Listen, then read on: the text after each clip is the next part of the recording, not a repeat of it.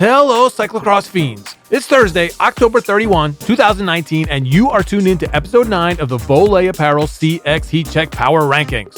Brought to you by Voler Premium Collections and Custom Apparel for Women and Men.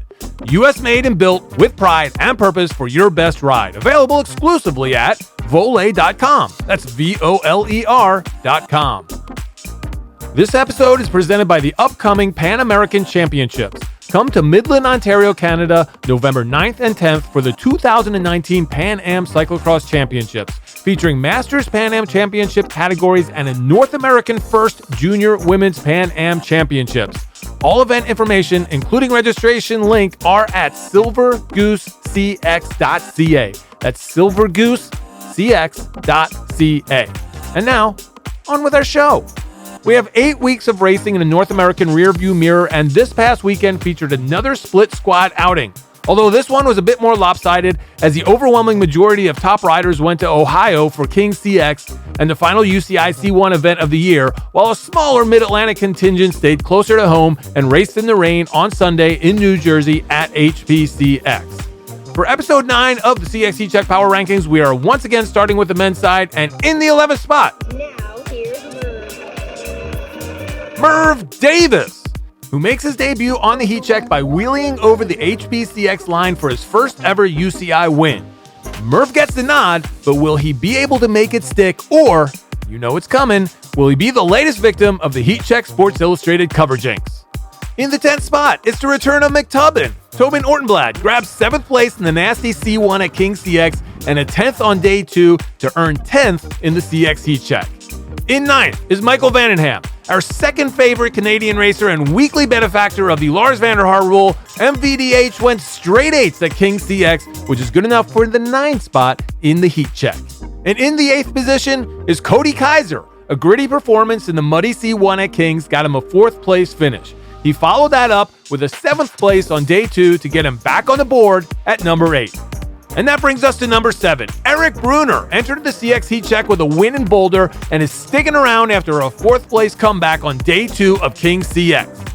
The 6th spot is reserved for the national champ. A win at DCCX is how Stephen Hyde got his mojo back, but a 6th place in the King CX C1 and a DMP player's decision on day 2 sees Hyde slipping back 1 spot. For this week, more Mojo Nixon than Mojo Rising.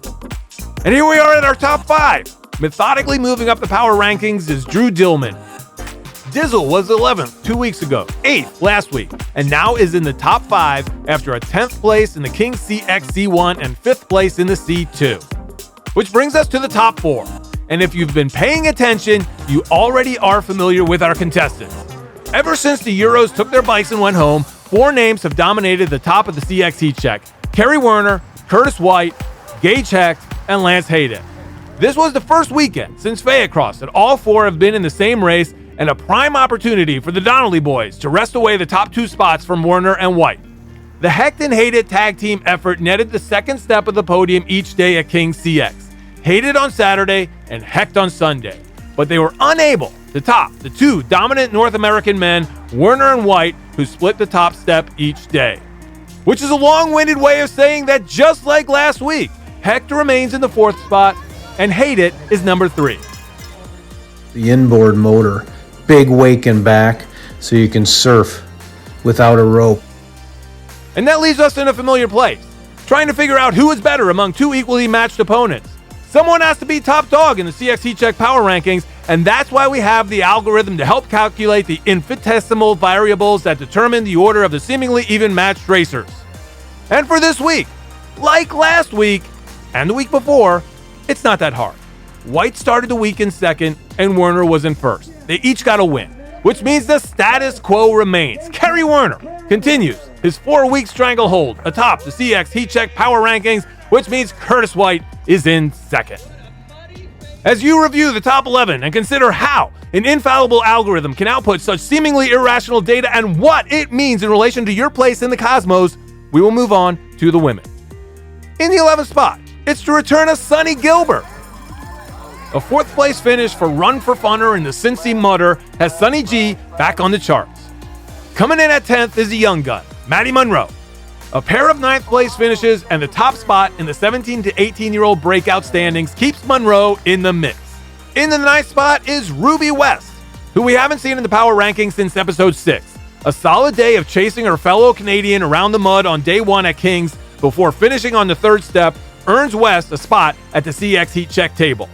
In 8th spot is Courtney McFadden. A pair of 6s at Kings CX keeps McFadden in the mix, but she falls a few spots from 6 to 8. In the 7th spot is Katie Keough. Katie! Our first participant in our Americans Abroad segment here on the CX Heat Check. A 5th place finish in Beringen and 13th in Gavir keeps Keough in the power rankings. Coming in at number 6 is our second Americans Abroad participant, Katie Compton. A 3rd place in Beringen and a boss move to skip Gavir over contract issues moves Compton up a few places in the CX power rankings. And that brings us to the 5th spot. And the 3rd Katie in our Murderer's Row of Katie Power. Katie Klaus raced early in the season, hopped over to the UK for Road Worlds, and now is back at the cyclocross track and tearing it up. A 5th place finish on Saturday and 2nd step on Sunday lands Klaus in 5th. In 4th spot is Carolyn Mani.